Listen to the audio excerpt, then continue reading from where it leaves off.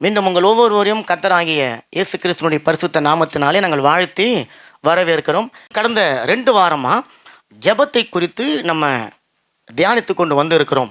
அப்போ முதல் வாரத்தில் ஜெபம் என்றால் என்ன என்று சொல்லி நம்ம பார்க்க ஆரம்பித்து, ஜெபம் எப்படி இல்லை, எது எல்லாம் ஜெபம் இல்லை என்பதை நம்ம பார்த்து வந்தோம். 2வது சென்ற வாரத்தில் எப்படி தான் ஒரு மனுஷன் ஜெபிக்கணும், அவன் ஜெபிக்க போகும்போது எப்படிப்பட்ட மனநிலையில் போகணும், ஏன்னு சொன்னால் அவன் ஜெபிக்கும்பொழுது என்ன நடக்குது அப்படின்னு பார்த்தீங்கன்னா, ஒரு மனுஷன் ஜெபிக்க ஆரம்பிக்கும்பொழுது ஆவிக்குரிய உலகத்தில் ஒரு பெரிய மாற்றம் நடக்கிறது, ஆவிக்குரிய உலகத்தில் ஒரு பெரிய யுத்தம் நடக்கிறது. அதை முதல்ல நம்ம தெரிஞ்சுக்கணும். ஜெபம் என்பது சாதாரணமான விஷயம் இல்லை. ஜெபம் என்பது வீட்டுக்குள்ளார நீங்கள் போகுவதற்கு பயன்படுத்துகிற ஒரு சாவி. அந்த சாவியை போட்டு அங்கே ஒரு சில வேலைகள் செஞ்சால் தான் அந்த கதவு திறக்கும். அப்போ நீங்கள் சாவியை போடுவது என்பது ஆவிக்குரிய உலகத்துக்குள்ளே நீங்கள் நுழையிறீங்க. எங்கேருந்து நுழையிறீங்க? வீட்டுக்கு வெளியிலிருந்து நுழையிறீங்க. உலகத்தினுடைய அந்த பிரபஞ்சத்தினுடைய ஆளுகையிலிருந்து பரலோக ராஜ்யத்தினுடைய ஆளுகைக்குள்ளார நீங்கள் நுழைகிற ஒரு ப்ராசஸ், அதுதான் ப்ரேயர், அதுதான் ஜெபம் என்று சொல்லி நம்ம சென்ற வாரங்களில் அதை பார்த்திருந்தோம். அப்போ ஜெபம் என்பது உலகத்தின் அதிபதியின் ஆளுகையிலிருந்து ஒரு மனுஷன் பரலோகத்தின் அதிபதியாகிய இயேசு கிறிஸ்துவுடைய நேரடி பிரசனத்துக்குள்ளே போய் நின்று தனக்கு தேவையானதை உரிமையோடு பெற்றுக்கொண்டு வரக்கூடிய ஒரு நேரம், அது ஜெபம் என்று சொல்லி பார்த்தோம். 2வது, ஜெபம் என்பது என்னுடைய ஜெபத்தை கேட்கிறவருக்கும் எனக்கும் இடையில் இருக்கக்கூடிய ஒரு உறவு, ஒரு ஐக்கியம். அங்கே ஒரு பரிமாற்றம் இருக்கும், அங்கே பேசுவோம், அங்கே அவரோடு கூட நம்ம பழகுவோம், இந்த காரியங்களை எல்லாம் நம்ம அங்கே செய்கிறோம். அதுதான் ஜெபம் என்று சொல்லி பார்த்தோம். 2வது, ஜெபம் என்று சொன்னால் என்னன்னு சொன்னால், என்னுடைய சூழ்நிலைகளை போய் தேவனிடத்தில் நீங்கள் பேசிக்கொண்டு என்னுடைய சூழ்நிலைகளுடைய அகோரத்தை, என்னுடைய சூழ்நிலையினுடைய கோரத்தை நீங்கள் போய் தேவனிடத்தில் சொல்லி கொண்டு இருக்க தேவையில்லை. காரணம், தாயின் கருவிலேயே நம்மை முன் குறித்து தெரிந்தெடுத்தவ, நீங்கள் இன்றைக்கி எந்த சூழ்நிலை இருக்கிறீங்க என்று சொல்லி அவருக்கு தெரியும். ஆனால் கேள்வி என்னன்னு சொன்னால், நான் எந்த சூழ்நிலையில் இருக்கிறேன், எந்த சூழ்நிலையில் இருந்து நான் சந்திக்க போகிறவர் எப்படிப்பட்டவர், அந்த சூழ்நிலையில் அவர் எனக்கு என்ன செய்ய போகிறார் என்று சொல்லி எனக்கு தெரியாமல் இருக்கிறபடினால கிளிப்பிள்ளையை போல் நான் சொன்ன காரியத்தையே திரும்ப திரும்ப ஆண்டவர்கிட்ட சொல்லி கொண்டு இருக்கிறேன். ஆனால் எனக்கு அங்கே என்னுடைய பிரச்சனையினுடைய வல்லமை அங்கே இல்லை, அந்த பிரச்சனையிலிருந்து வெளிவரக்கூடிய பதில் அங்கே இருக்கிறது. ஆமென். அப்போ அந்த பதிலை பெற்றுக்கொண்டு வரக்கூடிய ஒரு இடம்தான் ஜெபம் என்று சொல்லி பார்த்தோம்.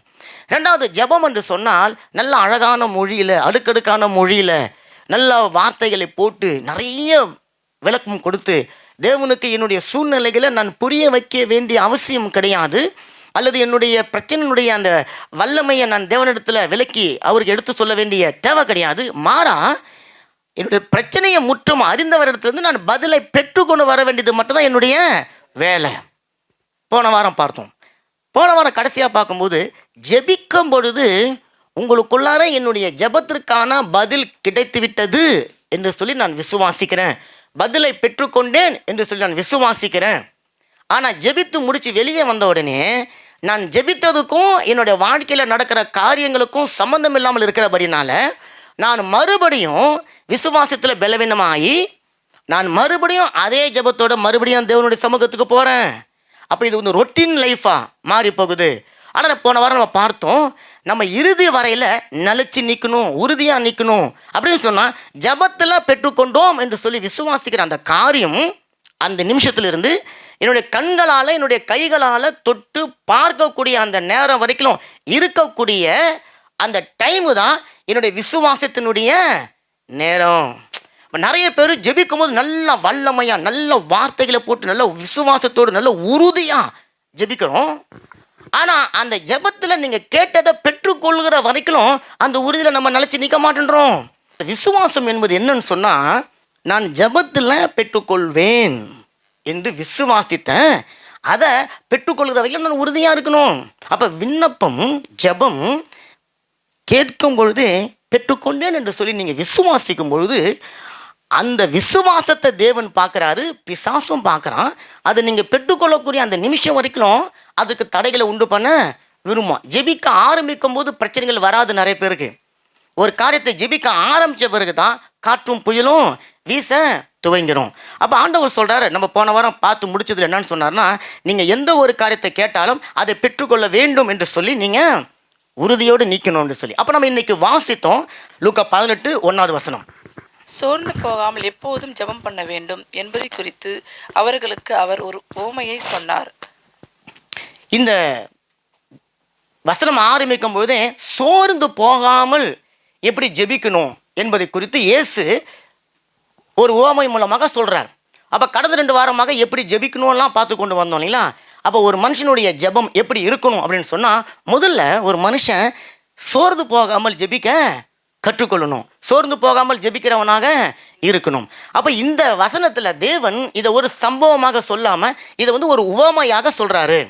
இந்த உவமையில் 3 நபர்கள் இருக்கிறத நீங்கள் பார்க்க முடியும். முதல்ல அநீதியுள்ள நியாயாதிபதி, 2வது ஒரு விதவை, 3வது தேவன். 3 பேர் இருக்கிறாங்க. இந்த வசனத்தை என் செவிகள் கேட்க நிறைய பேர் இப்படி தியானித்து அதை செய்தியாக கொடுத்ததை நான் பார்த்துருக்கிறேன். இந்த அநீதியுள்ள நியாயாதிபதியையும் தேவனையும் ஒற்றுமைப்படுத்தி அவங்க இந்த உவமையை விலக்கிருக்கிறத நீங்கள் பார்க்க முடியும். பாருங்க எப்படி சொல்கிறாங்க பார்த்தீங்கன்னா, அந்த அநீதியுள்ள ஒரு நியாயாதிபதி அவன் தேவனுக்கு பயப்படாதவன், மனுஷனை மதிக்காதவன், அப்பேற்பட்டவன்கிட்டயே இந்த அம்மா போய் அவனை நொய்னு நச்சரித்து டெய்லி போய் அவனை டிஸ்டர்ப் பண்ணி அவனை தொந்தரவு பண்ணி இந்த அம்மாவுக்கு தேவையான பதிலை பெற்றுக்கொண்டாங்க. அதே போல் நீங்களும் தேவனிடத்தில் போய் ஒரு காரியத்தை நொய்னு அவரை அரித்து அவரை விடாமல் நீங்கள் எதையாவது செஞ்சு அந்த பதிலை நீங்கள் பெற்றுக்கொள்ள முடியும் அப்படின்னு சொல்லி அநீதியுள்ள நியாயாதிபதியையும் நீதியே நிறைந்த தேவனையும் ஒற்றுமைப்படுத்தி செய்திகளை கொடுத்துருக்கதை நீங்கள் கேட்டு இருக்கிறீங்களா? ஆமேன், கேட்டு இருக்கிறோம். அப்போது இந்த செய்தியில் நம்ம ஒரு முக்கியமான காரியத்தை கவனிச்சிக்கணும். அவங்க என்ன சொல்ல வராங்கன்னா, தேவன் உங்களுக்கு ஒரு சில விண்ணப்பங்களுக்கான பதிலை கொடுக்கல அப்படின்னு சொல்லிட்டா நீங்கள் உடனே அதை விட்டுடாதீங்க. நீங்கள் ஒரு உபவாசத்தை போடுங்க, நீங்கள் முள்ளு மேலே உட்காருங்க, நீங்கள் டே நைட்டு ஜெயிப்பீங்க, அழுவுங்க, கத்துங்க, கூவுங்க, பிறண்டுங்க, எதையாவது செய்யுங்க. தேவன் உங்கள் மேலே இறங்கி உங்களுடைய நெச்சரிப்பு தாங்காமல், உங்களுடைய அந்த தொந்தரவு தாங்க முடியாமல் உங்களுக்கு அதை கொடுத்து உங்களை அனுப்பிச்சிருவாரு என்பதாக சொல்கிறாங்க. ஆனால் இந்த உவமை அது இல்லை. இந்த உவமையில் அப்படி இல்லை. அப்போ ஏன் இந்த உலகத்தில் இருக்கிற மற்ற காரங்களும் சில ஊழியக்காரங்களும் இந்த அநீதியுள்ள நியாயாதிபதியும் தேவனையும் ஒற்றுமைப்படுத்தி தேவனிடத்தில் நீங்கள் போராடி ஒரு சில விண்ணப்பங்களை பெற்றுக்கொள்ள வேண்டும் என்று சொல்கிறாங்கன்னா, அவங்க அதுக்கான ஒரு வசனம் வச்சிருக்கிறாங்க. எடுத்து வாசிப்போம். மத்தேயு 11ஆம் அதிகாரம் அதனுடைய 12வது வசனம் அவங்க சொல்கிறாங்க பாருங்களேன். யோவான் ஸ்நானன் காலம் முதல் இதுவரைக்கும் பரலோக ராஜ்யம் பலவந்த பண்ணப்படுகிறவர்கள் அதை பிடித்து கொள்கிறார்கள். ஆமாம், அவங்க வசனம் சொல்கிறாங்க பாருங்க. யோவான் ஸ்நானன் காலம் முதற்கொண்டு பரலோக ராஜ்யம் பலவந்தப்படுத்தப்படுதான். என்ன படுத்தப்படுதுங்களா? பலவந்தப்படுத்தப்படுதான். பலவந்தம் அப்படிங்க, ஒரு மனுஷனுக்கு பிடிக்காத ஒரு காரியத்தை அவனை கட்டாயப்படுத்தி அவன் மேலே உட்காந்து மெரிச்சு அமுத்தி பலவந்தப்படுத்தி செஞ்சாதான் நீங்கள் தேவனிடத்துலேருந்து எதையாவது ஒன்றை பெற்றுக்கொள்ள முடியும் என்று சொல்லி வசனம் சொல்லுதுங்க. அதனால் தேவனுடைய சமூகத்துக்கு நீங்கள் போகும்போதும் தேவனை நீங்கள் பலவந்தம் படுத்துங்க, தேவனை நீங்கள் கட்டாயப்படுத்துங்க, தேவனை நீங்கள் நிர்பந்தப்படுத்துங்க, தேவனிடத்தில் நீங்கள் போராடுங்க, தேவனிடத்தில் நீங்கள் சண்டை போடுங்க. அப்போ தான் அவருடைய சமூகத்திலிருந்து உங்களுக்கு ஒரு பதில் வரும் என்று சொல்லி நீங்கள் சொல்லுகிறத கேட்டு இருக்கிறீங்க, பார்த்து இருக்கிறீங்க. ஆனால் வாசித்த அந்த வசனமும் இவங்க சொன்ன இந்த உவமையும் ஒன்று கிடையாது. 2வது, அந்த உவமையில் அவங்க சொல்கிற அநீதியுள்ள நியாயாதிபதியும் தேவனையும் ஒற்றுமைப்படுத்தி பேசுகிற காரியமும் உண்மை கிடையாது. அப்போ இந்த உவமையில் தேவன் என்ன சொல்ல வராரு?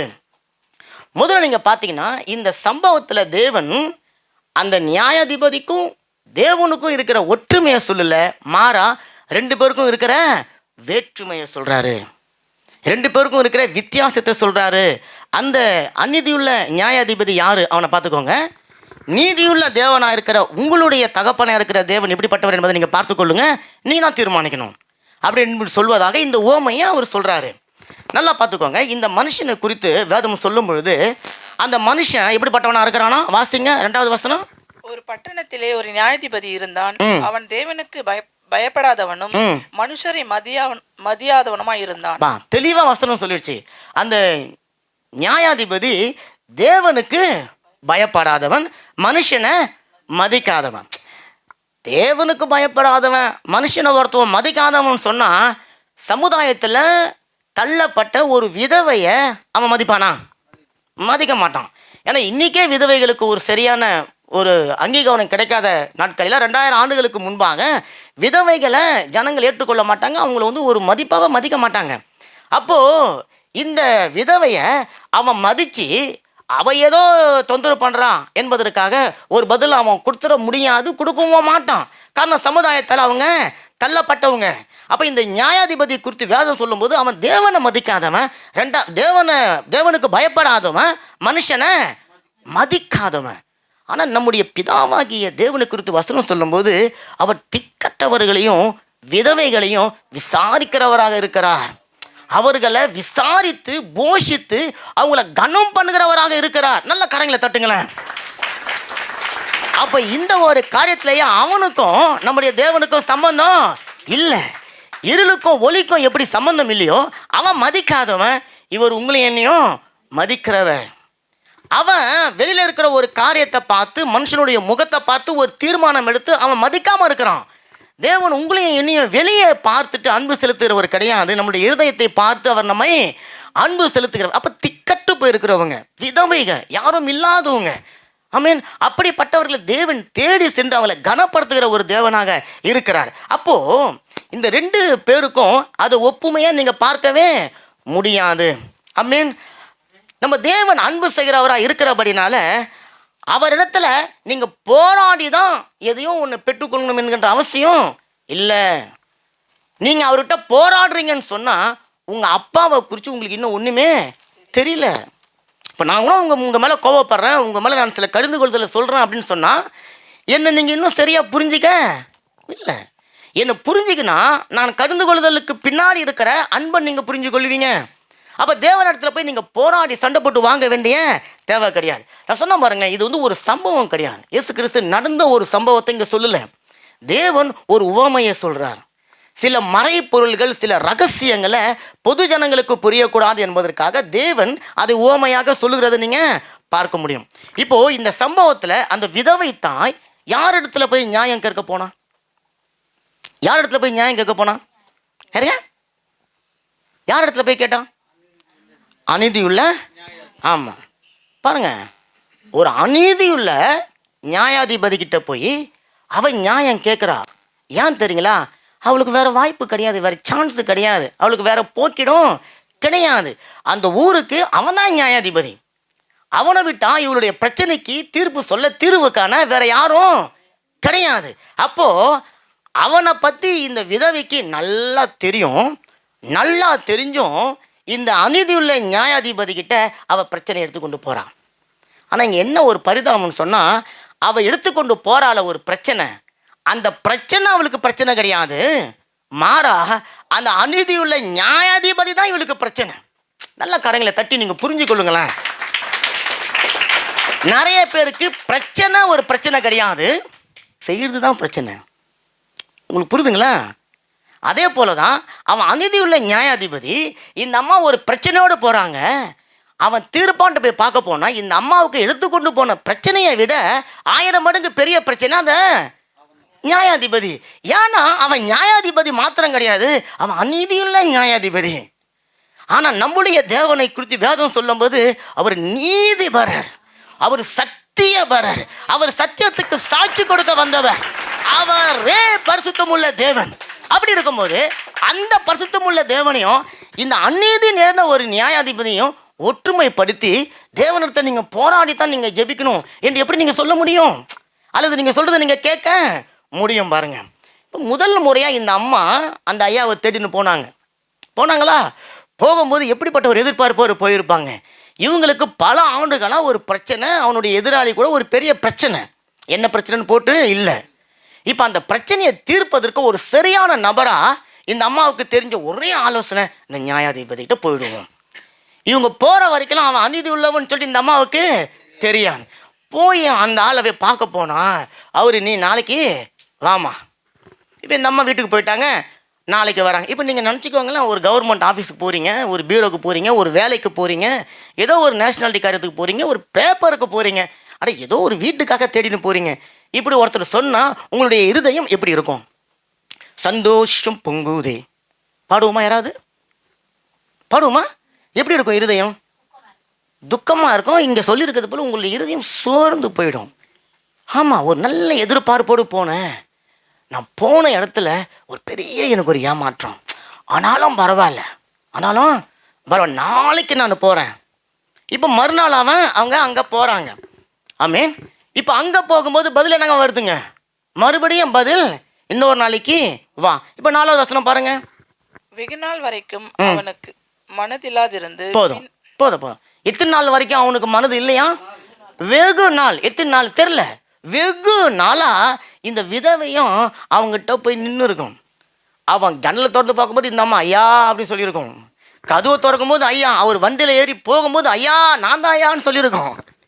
அவன் போய் எங்கேயாவது உட்காந்து பேசின்னு இருப்பான். இந்த அம்மா முகத்தை, ஐயோ இந்த முகத்தில் நான் முழிக்கிறது எனக்கு பெரிய தொல்லையாக இருக்குது, இந்த எங்கே போனாலும் என்னை நொய் நோய்னு நச்சரிக்கிறாளே என்று சொல்லிக்கொண்டு வெகு நாள் வரைக்கும் அந்த அம்மாவுக்கு உதவி செய்ய அவனுக்கு மனசே இல்லையா. ரொம்ப நல்லவன்ல அவன். ஆமேன் ஆமேன் ஆமேன் ஆமேன்றாங்க பாருங்க. ரொம்ப நல்லவன் பாருங்களேன். இப்போ நல்லா கவனிச்சுக்கோங்க, அந்த நல்லவன் உங்களுடைய வாழ்க்கையில் என்னுடைய வாழ்க்கையில் வந்திருந்தா எப்படி நம்ம இருந்திருப்போம்?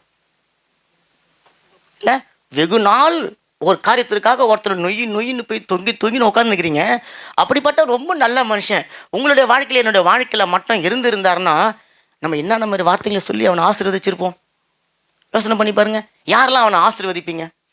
நல்ல வார்த்தையை சொல்லி, கெட்ட வார்த்தையை சொல்லி, சாபம் விட்டு அவன் குடும்பம் தலைமுறை வம்சம் எல்லாத்தையும் இழுத்து நடுத்தரில் விட்டுட்டு நம்ம என்ன பண்ணியிருப்போம்? திட்டியிருப்போம்ல. அவனை திட்டியிருப்போம், கோவப்பட்டிருப்போம், அவனை கடிந்து கொண்டு இருப்போம், அவனுடைய சுபாவங்களை குறை சொல்லியிருப்போம், அவனோட குடும்பத்தை கொண்டு வந்து மற்றவங்கிட்ட தப்பாக சொல்லியிருப்போம். ஆனால் இந்த அம்மா விதவை தாய் அப்படி எதுவுமே சொல்லி அவனை திட்டினதாக வேதத்தில் எங்கேயுமே எழுதப்பட்டில்லை.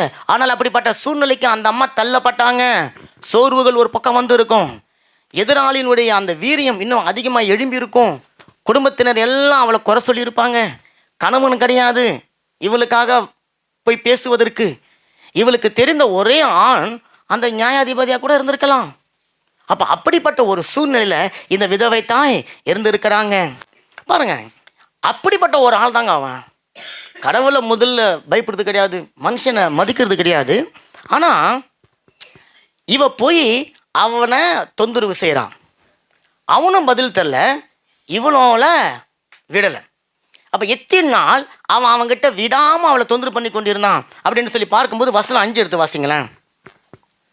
இந்த விதவை என்னை எப்பொழுதும் தொந்தரவு செய்கிறபடியால் இவள் அடிக்கடி வந்து என்னை அலட்டாதபடிக்கு இவளுக்கு நியாயம் செய்ய வேண்டும் என்று தனக்குள்ளே சொல்லிக் கொண்டான். பாருங்க, இன்னும் அவளுக்கு உதவி செய்யல. அதான் சொல்கிறோம் பாருங்க, காலைல 5 மணிக்கு வேஞ்சி நிற்கும் போது அந்த அம்மா வாசலில் நிற்கும். நைட்டு 11 மணிக்கு அவன் எங்கள் ஊர் சுற்றிட்டு வந்து உள்ளே போகும்போது அந்த அம்மா நின்று இருக்கும். அவன் வெளியே போனால் அந்த அம்மா முகத்தை பார்க்குறான், அங்கே நின்னா முகத்தை பார்க்குறான், இங்கே நின்னா முகத்தை பார்க்குறான், மார்க்கெட்டுக்கு போனால் முகத்தை பார்க்குறான், கடைக்கு போனால் முகத்தை பார்க்குறான். சரி, ஒரு ஹோட்டலில் போய் சாப்பிட போகலான்னு சொன்னால் அந்த ஹோட்டலில் என்ன பண்ணுறாங்க? அவனுக்கு முன்னாடி போய் இந்த அம்மா மூஞ்சை வச்சு நின்று உட்காந்துக்குது. விதவை தயிர மேக்கப்லாம் போட்டுன்னு போவாங்களா? இவன் பார்த்துருப்பான், அந்த தரித்திரம் பிடிச்சோ மூஞ்சை பார்க்கறதுக்கு என்னால் சகிக்கலையே, என் குடும்பத்தோட சந்தோஷத்தை கெடுத்துட்டாலே, என்னோட நிம்மதியை கெடுத்துட்டாலே, இவன் அடிக்கடி வந்து என்னை அலட்டின்னு இருக்கிறாளே, என்னை தொந்தரவு பண்ணுறாளே, இவளை எப்படியாவது ஒழிச்சு கட்டணும், இவளுக்கு ஏதாவது நம்ம செஞ்சு இவளுடைய தொந்தரவுலேருந்து நம்ம வெளியே வந்துடும்டா சாமி. இன்னைக்கு அவளை பார்த்துட்டா அவள் என்னத்தான் கேட்குறா, ஏன் உனக்கு என்னத்தாயா வேணும் சொல்லு அப்படின்னு அவன் கேட்கணும்னு சொல்லி ஒரு தீர்மானம் எடுத்துட்டான். அவன் எடுத்துட்டு கண்ணை திறந்து பார்த்தா அவன் டப்புன்னு அந்த அம்மா வந்து நிற்குதுங்க. இவனுக்கு ரொம்ப சந்தோஷம். ஐயோ தாயே, நீ வந்துட்டியா, கும்பிட போடுற தெய்வம் குறுக்க வந்து நீ வந்துட்டியா, உனக்கு என்னத்தான் வேணும் சொல்லு. அப்போ அம்மா தான் சொன்னிச்சு, எனக்கு இந்த பிரச்சனை அந்த பிரச்சனை. அப்படியா, உனக்கு ஒன்று பண்ணுறேன், எந்த கேஸு இருந்தாலும் சரி, முதல்ல உன்னுடைய கேஸை ரொம்ப அர்ஜென்ட்டாக எடுத்து இன்றைக்கி தீர்ப்பு போ, உனக்கு நான் விடுதலை கொடுத்துட்டேன், நீ சந்தோஷமாக வீட்டுக்கு போ அப்படின்னு அவன் சொல்லிட்டான். நல்ல காரியங்களை தட்டுங்களேன். இப்போ அந்த மாதிரி ஆண்டவர் நீங்கள் அவர்கிட்ட போய் போராடி போராடி போராடி நொய் நொய் நொய் நச்சரிக்கும் போது ஆண்டவர் பாப்பா, நான் பரலோகத்தில் தேவ தூதர்களுடைய சத்தத்தில் வாழ்ந்து கொண்டு இருக்கிறேன். இந்த ஆள் காலங்காலத்தில் 3 மணிக்கெலாம் வந்து ஒப்பாரி வைக்கிறான், இந்த அம்மா காலைல 5 மணிக்கெலாம் வந்து ஒப்பாரி வைக்குது. ஐயோ, இது என்னை டெய்லி என்னை தொந்தரவு பண்ணி என்னை பரலோகத்தில் சந்தோஷமாக இருக்கவே விட மாட்டேங்குது. அதனால் இன்றைக்கி ஏதாவது நான் கொடுத்துடணும், ஏதாவது கொடுத்து தொலைப்போன்னு சொல்லிட்டு உங்களுடைய ஜெபத்துக்கு என்னுடைய ஜெபத்துக்கு பதில் கொடுப்பாரா? அப்படி கொடுத்தா தேவனையும் நம்ம எங்கே வச்சுருக்கிறோம்? அநீதியுள்ள நியாயாதிபதியினுடைய இடத்துல வச்சு பார்க்குறோம். ஆனால் நம்முடைய தேவன் ஒரு சாந்த சொருபியாக இருக்கிறார். ஆமென். அவன் சொல்கிறான் பாருங்க, இந்த அம்மா அடிக்கடி வந்து என்னை அலட்டிக்குது. என்ன பண்ணுதுங்களா? அலட்டுது. ஆமாம், அந்த அம்மா அவனை அலட்டக்கூடாதுன்னு சொல்லிட்டு அவன் உட்காந்து யோசித்து பிளான் பண்ணியிருக்கிறான். அப்போ நீங்களும் நானும் தேவனுடைய சமூகத்துக்கு டெய்லி போகும்போது அது தேவனுக்கு அலட்டுற மாதிரி இருக்குமா? தேவனை தொந்தரவு பண்ணுற மாதிரி இருக்குமா? இல்லை. பகலின் குளிர்ச்சான வேலையில் ஆதாம் அவரை தேடி போலிங்க, ஆண்டவர் தான் தேடி போனார். ஒவ்வொரு நாளும் அதிகாலையில் அல்லது ஒவ்வொரு நாளும் நீங்கள் ஜெபிக்கிற நேரத்தில் ஆண்டவர் உங்களை தேடி வந்து உங்களுடைய பிரசன்னத்துக்காக அவர் காத்து கொண்டு இருக்கிறார். உங்களுடைய வருகைக்காக அவர் ஏங்கி கொண்டிருக்கிறார். அப்படிப்பட்ட தேவன் உங்களையும் என்னையும் ஏதோ நீங்கள் வந்து அடிக்கடி தொந்தரவு பண்ணுகிறதுனால ஒரு காரியத்தை நீங்கள் பெற்றுக்கொள்வீங்க என்று சொல்லி அவர் நினைக்க மாட்டார். அப்படியே நீங்கள் அவரை அலட்டுனாலும் அதற்காகலாம் அவர் மனம் இறங்கி உங்களுக்கு ஒரு நன்மையை செய்து விட போவது கிடையாது. ஆமென். ஆனால் இந்த அநீதியுள்ள நியாயாதிபதிக்கு இவளுடைய ஜெபம் எப்படித்தமா இருந்துதான்? அலற்ற ஜெபம் மாதிரி இருந்துச்சான், தொந்தரவு பண்ணுற மாதிரி இருந்துச்சான், இவனை வந்து ரொம்ப டிஸ்டர்பன்ஸ் பண்ணுற மாதிரி இருந்துச்சான், இவனை வந்து ஒரு திராங்கிலாக ஒரு சமாதானமாக வாழ விடாதபடிக்கு இருந்துதான். ஆனால் இந்த அம்மாவுக்கு அந்த ஜெபம் எப்படித்தமா இருந்துதான்? எடுத்து வாசிப்போம். யாக்கோபு 5:16. நீதிமான் செய்யும் ஊக்கமான வேண்டுதல் மிகவும் பலனுள்ளதாக இருக்கிறது. ஆமென். நல்ல கரங்களை தட்டுங்களேன். இங்க வசனம் சொல்லுது, நீதிமான் ஜெபத்திற்கு பதில் கிடைக்கலையா, நீதிமானுடைய ஊக்கமான ஒரு ஜெபத்திற்கு. இப்போ இங்கே பாருங்கள், இந்த விதவை தாய் அவள் போய் அவனை தொந்தரவு பண்ணுற காரியம் அவனுக்கு அலட்டுறதாக இருந்தது, அநேக தவறான எதிர்மறையான காரியங்களை கொண்டு வந்தது. ஆனால் அந்த அம்மாவுடைய ஜெபம் எடுத்த மாதிரி தான் ஊக்கமாக இருந்ததாம், உறுதியாக இருந்ததாம், விசுவாசத்தோடு இருந்ததாம். அப்போ இயேசு கிறிஸ்து இங்கே என்ன சொல்ல வர்றாருன்னு சொன்னால், இந்த உவமையின் மூலமாக அந்த அநீதியுள்ள நியாயாதிபதி கிட்ட இவ ஒவ்வொரு முறையும் போகும் பொழுதும் இவளுக்குள்ள சோர்வு இருந்தது என்னமோ உண்மைதான்.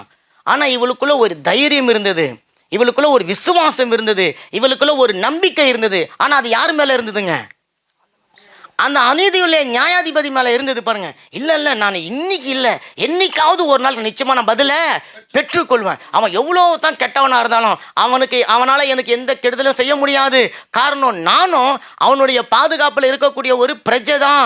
என்னை அவன் காத்துக்கொள்வான், எனக்கு துரோகம் செய்ய மாட்டான், என்னை கைவிட்டுற மாட்டான் அப்படின்னு சொல்லி அந்த அநீதியுள்ள நியாயாதிபதி மேலே அவன் அவ்வளவு நம்பிக்கை, அவ்வளோ விசுவாசத்தை வச்சு தைரியமாக ஒவ்வொரு முறையும் அவனுடைய சமூகத்துக்கு போய் அவள் ஜெபிச்சா. இப்போ ஆண்டவர் சொல்கிறாரு, ஒரு அநீதியுள்ள நியாயாதிபதியினுடைய ராஜ்யத்திற்குள்ளார ஒரு விதவை தைரியமாக உள்ள போய் அவளுக்குரிய அந்த ஆசீர்வாதத்தை பெற்றுக்கொண்டு வந்தா என்று சொன்னால், அந்த கிருபாசன தண்டையில் இருக்கிற தேவனுடைய சமூகத்துக்கு, பரலோக ராஜ்யத்திற்குள்ளார நீங்களும் தைரியமாக போக முடியும். அப்போ நீங்கள் தேவனிடத்தில் போய் போராட தேவையில்லை, தேவனிடத்தில் போய் நீங்கள் கெஞ்ச தேவையில்ல, அவர்கிட்ட நீங்கள் போய் அழ தேவையில்ல, அவர்கிட்ட நீங்கள் போய் ஒப்பாரி வைக்க தேவையில்ல. நீங்கள் தைரியத்தோடு, விசுவாசத்தோடு, நம்பிக்கையோடு அவருடைய சமூகத்தில் நீங்கள் போனால் நீங்கள் ஜெயத்தை பெற்றுக்கொள்ள முடியும். பாருங்க, அல்லேலூயா. அந்த நியாயாதிபதி இவ ஏதோ தன்னுடைய பிரைவசியை, தன்னுடைய அந்த என்ன சொல்லுதுங்க, தனிப்பட்ட அந்த சுதந்திரத்தை அவள் வந்து டெய்லி கெடுக்கிறா. அவள் இல்லாமல் என்னுடைய வாழ்க்கையே இல்லைன்ற மாதிரி ஆயிடுச்சு. அவளை இன்னியோட ஒழிச்சு கட்டி எதையாவது அவளுக்கு கொடுத்துடணும்னு சொல்லி தள்ளிவிடத்தான். அவனுக்கு அந்த பதில் பிரியமாக இருந்ததோ பிரியமாக இல்லையோ, அவன் விரும்பி செஞ்சானோ விரும்பி செய்யலையோ, அதை அந்த அம்மாவுக்கு அவன் கொடுத்துட்டான். ஆனால் கர்த்தராகிய இயேசு கிறிஸ்து உங்களுக்கும் எனக்கும் நீங்கள் ஜெபத்தில் கேட்கிற காரியத்தை அவர் பிரியமாய் அதை ஏற்றுக்கொள்கிறார். அல்லேலூயா. ஏன்னா நம்முடைய துதிகளில், நம்ம துதி பலிகளில் அவர் பிரசன்னமாக இறங்கி வருகிறார், பிரியமாக இறங்கி வருகிறார்னு சொன்னால் அதை அவர் ஏற்றுக்கொள்கிறவனாக இருக்கிறார். அப்போ அவருடைய சமூகத்தில் போய் நீங்கள் துதிக்கும் போது, நீங்கள் பாடும் பொழுது அந்த பிரச்சனத்தில் அவர் இறங்கி வந்து அதை ஏற்றுக்கொள்கிறவர். உங்களுடைய பதிலையும் அவர் பிரியமாய் அவர் உங்களுக்கு கொடுக்குறார். நல்ல கரங்களை தட்டுங்களேன். நீங்க போராட தேவையில்லைங்க, நீங்க அழ தேவையில்லைங்க, நீங்க காத்து கொண்டு இருக்க தேவையில்ல. நீங்க அந்த இலவு காத்த கிளியை போல காத்து கொண்டு எப்படா அவன் தூங்கி எழுந்துச்சு வருவான், எப்படா நம்ம அவங்ககிட்ட போய் கேட்கலான்னு சொல்லி நீங்க காத்து கொண்டு இருக்க தேவையில்லை. காரணம் இயேசு கிறிஸ்து அந்த வசனத்துல சொல்றாரு, 8வது வசனம் பாருங்க, லூக்கா 18:8.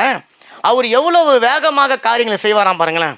சீக்கிரத்திலே அவர்களுக்கு நியாயம் செய்வார் என்று உங்களுக்கு சொல்லுகிறேன். ஆமா, அங்க அந்த நியாயாதிபதி அவளுக்கு சீக்கிரத்துல உதவி செய்யல. அந்த நியாயாதிபதி அவளுடைய தேவைக்கான அந்த நேரத்தில் அவளுக்கு உதவி செய்யல. காலம் கடந்து ஒரு உதவி செய்தான், காலம் கடந்த ஒரு ஆசீர்வாதத்தை அவனுக்கு கொடுத்தான். ஆனால் நம்முடைய நியாயாதிபதியாக கர்த்தரு உங்களுக்காகவும் எனக்காகவும் சீக்கிரத்தில் அவர் நியாயம் செய்கிறவராக இருக்கிறார். அதனால தான் வசனம் சொல்லுது, அதி சீக்கிரத்தில் லேசாகி போகும் இந்த உபத்திரவம். நல்ல கரைகளை தட்டுங்க. அப்போ உங்களுடைய வாழ்க்கையில் என்னுடைய வாழ்க்கையில் உபத்திரவங்கள் வருதுன்னு சொன்னால் அந்த உபத்திரவங்கள் அதி சீக்கிரத்தில் நீங்கி போகும். காரணம், அதி சீக்கிரத்தில் நியாயம் செய்யக்கூடியவர் நம்மோடு கூட இருக்கிறார். அப்போ இந்த அம்மாவுடைய வாழ்க்கையில தடைகள் வந்ததா, அவமானங்கள் வந்ததா, போராட்டங்கள் வந்ததா, பிரச்சனைகள் வந்ததா, இருதயம் சோர்ந்து போயிருக்கிறதா? தாவீது சொல்ல, என்னுடைய இருதயத்தை எடுத்து யாரோ காலில் போட்டு மிதித்த அந்த உணர்வுக்குள்ளார நிறைய சூழ்நிலைகளுக்குள்ள அவர் போயிருக்கிறார். இல்லை, நம்முடைய இருதயம் வலிக்கும் பாருங்களேன் சில நேரங்களில். அப்படிப்பட்ட வலி அந்த அம்மாவுக்குள்ளே போயிருக்கும்ல. ஆனால் அந்த அம்மாவுக்குள்ள ஒரு தைரியம் இருந்தது, ஒரு விசுவாசம் இருந்தது, ஒரு நம்பிக்கை இருந்தது. அது ஒரு மனுஷன் மேலே இருந்தது. ஆனால் ஆண்டவர் சொல்கிறாரு, ஒரு மனுஷன் மேலே அந்த அம்மா தைரியத்தோடு வச்ச நம்பிக்கைக்கே ஒரு அர்த்தத்துக்குரிய ஒரு பதில் வரும்னு சொன்னால், உங்களையும் என்னையும் கல்வாரி சிலுவையில் கர்ப்ப வேதனையை விட கோடி மடங்கு வேதனையை அனுபவித்த இயேசு கிறிஸ்து நியாயம் செய்யாமல் போவாரோ? கரங்களை தட்டுங்க. அவர் நியாயம் செய்யும்படிக்காகத்தான் தன்னுடைய நியாயத்தை வெளிப்படுத்தாமல் அல்லேலூயா தலையை வெட்டுகிற ஆட்டை போல உங்களுக்காக எனக்காக அவர் கல்வாரி சிலுவையில் பலியானார். இப்போ பக்கத்தில் பார்த்து சொல்லுங்களேன், உங்களுடைய நீண்ட நாள் ஜெபத்திற்கு அதி சீக்கிரத்தில் பதில் கிடைக்கும். சொல்லுங்க, உங்களுடைய நீண்ட நாள் சொல்லுங்க, கைப்பிடி சொல்லுங்க, ஃப்ரார் சொல்லுங்க, உங்களுடைய ஜெபத்திற்கு சீக்கிரத்தில் பதில் கைப்பிடி சொல்லுங்க. என்ன நீங்க சொல்லுங்க, கைப்பிடி சொல்லுங்க, சொல்லுங்க சொல்லுங்க, பதில் உண்டு, சொல்லுங்க பதில் உண்டு. அது சீக்கிரத்தில் இன்னைக்கு என்ன தேவைக்காக வந்து இருக்கிறீங்களோ அதை என் தேவனுக்கு சீக்கிரமாய் உங்களுக்கு பதில் கொடுக்கும்படிக்காக உங்களை கொண்டு வந்து இருக்கிறார். அப்ப தேவன் செய்ய விரும்புறாரு, உங்களுக்காக கொடுக்க விரும்புறாரு. இப்ப நீங்க பெற்றுக்கொண்டேன்னு சொல்லி விசுவாசிக்கிறீங்களா? எத்தனை பேர் விசுவாசிக்கிறீங்க பெற்றுக்கொண்டேன்னு சொல்லிட்டு? அது உங்க கையில கிடைக்கிற வரைக்கும் இந்த விசுவாசம் உங்களை விட்டு என்னை விட்டு நீங்கி போகக்கூடாது. இப்ப அந்த நியாயாதிபதியினுடைய இருதயத்தை இந்த அம்மாவுடைய ஒரு காரியம் மாற்றுது. அது என்னன்னு சொன்னா, நம்ம வாசித்தோம் பாருங்க, இவளை அடிக்கடி என்ன தொந்தரவு செய்து என்னுடைய நேரத்தை வேஸ்ட் ஆக்குகிறான். இதுதான் அவனுடைய இருதயத்தை மாற்றுறது. இது நல்ல மாற்றம் நான் சொல்லலை, அவனே அநீதியுள்ள நியாயாதிபதி. ஆமாம், அவனுடைய இருதயத்தில் ஏதோ ஒரு கலக்கத்தை உண்டு பண்ணுது, ஏதோ ஒரு பாதிப்பை உண்டு பண்ணுது. என்னன்னா அந்த அம்மா மேலே நல்ல அபிப்பிராயம் கிடையாது. இது முகத்தில் முழிச்சிட்டு நான் போன காரியெல்லாம் வெட்டின்னு போயிடுச்சு. இல்லை, விதவைகளை பற்றி தான் நினைப்பாங்க எல்லாரும் சொல்லுவாங்க, அந்த காலத்துலையும் சரி இந்த காலத்துலையும். ஐயோ இந்த அம்மா முன்னாடி நிற்குதுறாப்பா, காலைல தூங்கி கூட இருந்துச்சு, பல்லு விளக்கத்தான கூட தெரியல, காலங்காலத்தில் என் வாசலில் உட்காந்துன்னு இப்படி நச்சரிக்கிறாளே என்று சொல்லி அவன் நினைக்கிறான். ரெண்டாவது, இந்த அம்மா என்னை ரொம்ப கஷ்டப்படுத்துது. இவருக்கு அந்த அம்மாவுடைய கஷ்டம் பெருசு கிடையாது. அந்த அம்மா இவர்கிட்ட பேசுகிற காரியம் இவருக்கு ரொம்ப ஃபீலிங் ஆகுற, ரொம்ப ஃபீல் பண்ணுறாரு. இந்த அம்மா என்னை ரொம்ப கஷ்டப்படுத்துகிறான், தொந்தரவு பண்ணுறான், அலட்டுறான். இவகிட்ட நான் எப்படியாவது தப்பிக்கணும். அப்போ கூட இருக்கிற பெரிய பெரிய ஆலோசனை எல்லாம் காரெல்லாம் கூட்டு கேட்டுருப்பார். என்னையா அந்த அம்மாவுக்கு பிரச்சனை, என்னத்தான் யா சொல்லி தொலைங்களையா, இத்தனை நாளாக என்னை தொந்தரவு பண்ணுறாள். இல்லை இந்த மாதிரி பிரச்சனை, ஆனால் இந்த சின்ன பிரச்சனைக்காக இவ்வளோ நாள் ஓடி வந்தா, சரி போ அப்படின்னு சொல்லி அவனுக்கு கொடுத்து அனுப்பிச்சிடுறான். அப்போ இங்கே ஆண்டவர் சொல்கிறாரு, அவனுடைய இதயத்தை மாற்றுவதற்கு, அந்த அநீதியுள்ள நியாயாதிபதியினுடைய இருதயத்தை மாற்றுவதற்கு இவளிடத்துல இருந்த 3 காரியம் உங்களுக்கு எனக்கு இன்னைக்கு இருக்கணும். அப்போதான் நீங்கள் தேவனுடைய இருதயத்தை மாற்ற முடியாது, தேவன் வச்சிருக்க திட்டத்தை மாற்ற முடியாது, தீர்மானத்தை மாற்ற முடியாது. மாறா உங்களை மாற்ற முடியும், என்ன மாற்ற முடியும். என்ன? அதுதான் தைரியம், விசுவாசம், நம்பிக்கை. இந்த 3ஓட தான் அந்த அம்மா போயிருந்தாங்க. ஏன் நான் சொன்ன பாருங்க, அவளுக்கு அவனை தவிர உதவி செய்கிறவங்க வேறு யாருமே இல்லை. அவன்கிட்ட உதவி வரலன்னு சொன்னா அவன் எதிராளிகிட்ட போய் இவ போராடி ஒருவேளை மரித்து போக வேண்டிய ஒரு சூழ்நிலை. இப்போ இந்த சூழ்நிலையில தன்னை எப்படியாங்களும் காத்துக்கொள்ளணும்னு சொன்னா அதுக்கு ஒரே ஒரு வழி, நான் தப்பித்து கொள்ளக்கூடிய ஒரே வழி என்னுடைய அடைக்கல பாறையாக இருக்கிற இந்த அநீதியுள்ள நியாயாதிபதி தான். இன்னைக்கு கிடையாது, என்னைக்கா இருந்தாலும் என்னுடைய ஜபத்திற்கு பதில் உண்டு என்று சொல்லி அவ விசுவாசத்தோடு நம்பிக்கையோடு போனால ஆண்டவர் சொல்றாரு, அப்படிப்பட்ட ஒரு நம்பிக்கை முதல்ல உங்களுக்கு இருக்குதா? நான் அந்த அநீதியுள்ள நியாயாதிபதி போல உங்களை காத்து நிற்க வைக்க போறது கிடையாது. நீங்க போராடணும் என்று சொல்லி நான் வெயிட் பண்ணி கொண்டு இருக்க போறது கிடையாது. ஏன், நீங்க கேட்கணும்னு கூட அவர் உங்களுக்காக எனக்காக காத்து கொண்டு இருக்க போறது கிடையாது. ஆனா கேட்க வரத்துக்கு முன்னாடி, ஜெபிக்க வரத்துக்கு முன்னாடி உனக்கு தைரியம் இருக்கா, உனக்கு விசுவாசம் இருக்கா, உனக்கு நம்பிக்கை இருக்கா அப்படின்னு சொன்னா நீ கேட்டதை பெற்று கொள்வாய். கரங்களை தட்டி. அவன் மதிக்காம தாங்க இருந்தான், இவளுடைய ஜெபத்தை கேட்காம தான் இருந்தான். ஒரு நாள் 2 நாள் கிடையாது, பல நாள் அந்த அம்மா விடாப்பிடியாங்க. ஆமீன். அவளுக்கு வேற பொழைப்பே கிடையாதுங்க, இதுதான் அவளுடைய பொழைப்பு. அப்போ இதை எப்படியாவது பெற்றுக்கொள்ளணும் என்பதற்காக ஊக்கமாக அந்த விதவை தாய் போய் அவனுடைய சமூகத்தில் ஒவ்வொரு நாளும் காத்துன்னு இருந்தாங்க. விசுவாசத்தை அவங்க இழந்து போகல, நம்பிக்கையை இழந்து போகல, அந்த அம்மா சோர்ந்து போயில்ல, வீட்டில் முடங்கி இல்லை. ஒருவேளை குடும்பத்தில் சொல்லியிருப்பாங்க, என்ன நீ சும்மா போயிருக்க, அதை ஒன்று மதிக்க மாட்டான்ல, மதியாதார் வாசலை மிதியாதன் வசனம்லாம் சொல்லுதப்பா, நீ ஏன் போற, அவன் தான் உன்னை மதிக்கல, விட்டு தொலைய அவனை. இல்லை, நான் உன்னை விட்டுட்டாக்க என் வாழ்க்கை விட்டுடும், என் பிரச்சனை என்ன அவ்வளோ அகோரமாக ஏறி பிடிச்சின்னு இருக்குது, அதனால் நான் அவன்கிட்ட போய் தான் ஆகணும். அவன் இன்னைக்கு கேட்கல, நாளைக்கு அவன் கேட்பான், நாளன்னைக்கு அவன் கேட்பான்னு சொல்லி நம்பிக்கையோடு போனான்ல. இப்போ இயேசு அந்த நம்பிக்கையோடு உங்களையும் என்னையும் வர சொல்லல. இயேசு சொல்கிறாரு, நீ என் நாமத்தினால எதை கேட்டாலும் நான் கொடுக்க போகிறேன் அப்படின்னு சொன்னாரா? என்ன சொன்னாருங்க? அந்த மொமெண்ட்டுங்க, அந்த மினிட்டு, அந்த மொமோ, இயேசுவே உம்முடைய நாமத்தினால இதை நான் கேட்கிறேன்னு சொல்லும் பொழுது இயேசு உங்களுக்கு டொபு கடின்னு கொடுத்துறாருங்க. கடலை தட்டுங்களேன். அப்ப அந்த அநீதியுள்ள நியாயாதிபதி கிடையாது, என்னுடைய நீதியுள்ள தேவன். அவர் எனக்காக இறங்குகிறவர், அவர் எனக்காக கலங்குகிறவர், அவர் எனக்காக கஷ்டப்படுகிறவர், எனக்காக வேதனைப்படுகிறவர். எது வைக்கிறீங்களா? தன்னுடைய சரீரத்தை கிழிக்க ஒப்பு கொடுத்தோம் உங்களையும் என்னையும் மறுதலியாமல் இருந்த ஒரு தேவன். நல்ல கரங்களை தட்டுங்க, நல்ல கரங்களை தட்டுங்க. இப்போ ஒவ்வொரு முறையும் அந்த விதவை தாய் அந்த அநீதி உள்ள நியாயாதிபதி கிட்ட போகும்போது அவ எந்த சாயலை தடுத்து கொண்டு போயிருப்பான்? யோசனை பண்ணி பாருங்க. அவ நீதி கிடைக்காத ஒரு ஸ்திரீ, நீதி கிடைக்கும்படிக்காக அநீதியுள்ளவனுடைய ராஜ்யத்துக்குள்ளார நுழையிறா. அப்படி நுழையும் போது அவ எந்த சாயல்ல போவா? ஆமா, அந்த அநீதியுள்ள நியாயாதிபதியின் இடத்துல பதிலை பெற்றுக்கொள்ள வேண்டும் என்பதற்கான ஒரு சாயலை தரித்து கொண்டு அவ போறான். இந்த பாயிண்ட்டை புரிஞ்சுக்கோங்க. அவன் நியாயாதிபதியா இருந்தாலும் அநீதி உள்ள நியாயாதிபதியா இருக்கிறான். அப்ப அவனுடைய ராஜ்யத்துக்குள்ளார என்ன இருக்கும்? அநீதி மட்டும்தான் இருக்கும். ஏன்னா அநீதி தான் அவனுடைய ராஜ்யம். அந்த ராஜ்யத்துக்குள்ள இவன் அநீதியோடு போக முடியாது. அந்த ராஜ்யத்துக்குள்ள தனக்கு நீதி கிடைக்கணுங்கிற ஒரு நீதியை தரித்து கொண்டு போகிறான்னு சொன்னா அதுக்கு சாதாரண லேசுப்பட்ட ஒரு தைரியம் போதாது. ஒரு 10 தீவிரவாதிகள் இருக்கிற இடத்துல ஒரு பூவை பொறிச்சுன்னு வாங்கன்னு சொன்னா ஒரு வாலிப பொண்ணால போயிட்டு பொறிச்சுன்னு வந்துட முடியுமா? அப்படி அந்த வாலிப பொண்ணு போய் அந்த 10 தீவிரவாதிங்க துப்பாக்கி வச்சு நிற்கிறாங்க, அவங்க கிட்ட இருந்து ஒரு பூவை பொறிச்சுன்னு வரான்னா அதுக்கு பக்கத்து வீட்டில் போய் பட்டாணி வாங்குற தைரியமா இருக்கணும். எப்படிப்பட்ட தைரியம் இருக்கணும்? அப்பேற்பட்ட ஒரு தைரியத்தோட அந்த அம்மா அந்த சமூகத்துக்கு போய் இவங்க நீதியின் சாயலை தடுத்து கொண்டு போறாங்கல்ல. அதே போல தான் நீங்கள் ஒவ்வொரு முறையும் தேவனுடைய ஜப அறைக்குள்ள, உங்களுடைய ஜப அறைக்குள்ள நீங்கள் தேவனை பார்க்க போகும்போது பரலோகத்தின் சாயலை நீங்கள் தரித்து கொண்டு போறீங்க. குறிப்பாக கர்த்தராகிய இயேசு கிறிஸ்துடைய சாயலை தரித்து கொண்டு போய் நீங்கள் அங்கே நிற்கிறீங்க. பிதா உங்களை பார்க்கும்போது இயேசு கிறிஸ்துடைய சாயலை தரித்து கொண்டிருக்கிற என்னுடைய மகன், என்னுடைய மகள் என்னை பார்க்க இந்த தேவையோடு வரா, நான் அந்த தேவையை அவளுக்கு சந்திக்கவே வேண்டும் என்று சொல்லி அந்த பரலோகத்தின் சாயல்ல இருக்கிற தேவன், இயேசு கிறிஸ்துவின் சாயல் இருக்கிற உங்களையும் என்னையும் அவர் பார்க்குறாருங்க. இப்போ இன்னொரு ரகசியம் சொல்லுவா. இப்போ பிதாவாகிய தேவன் இந்த சபையை பார்க்குறாருன்னு சொன்னால் அவருக்கு இப்போ பார்க்குற உங்களை என்னவா பார்ப்பாருன்னு நினைக்கிறீங்க?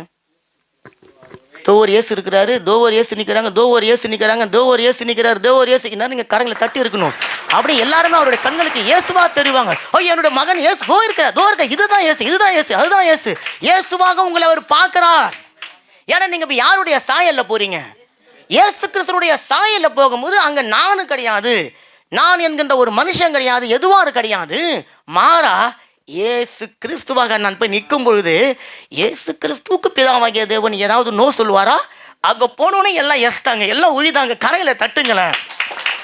அப்ப நீங்க போய் போராடி கஷ்டப்பட்டு ஏதோ அந்த அநீதி உள்ள ராஜ்யத்துக்குள்ள இவன் நீதியை தரித்து கொண்டு போய் பயங்கர கஷ்டத்தோடு எல்லாம் போய் அங்க நின்று போராடி நீங்க இயேசுனுடைய சமூகத்துக்கு போக தேவையில்ல.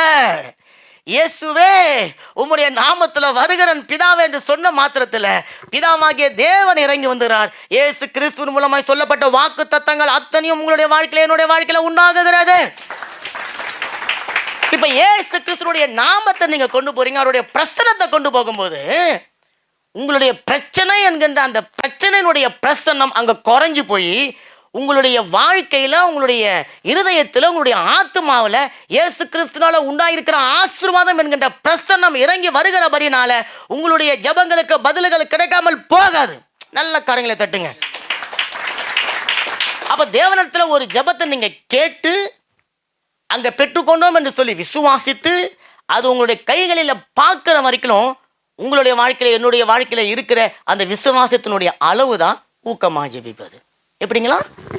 ஊக்கமா ஜெபிக்கிறது. ஊக்கம். நான் சொன்ன பாருங்க, மகள் எக்ஸாமுக்கு எழுதி போகும்போது வண்டி ரிப்பேர் ஆயிடுச்சு. நான் சொன்ன பாருங்க, வண்டி ரிப்பேர் ஆயிடுச்சு, எப்படி எங்கே நிற்கிறோன்னு எங்களுக்கு தெரியல, அது எந்த இடம்னு தெரில, யாரை கூப்பிடுறதுன்னு தெரில.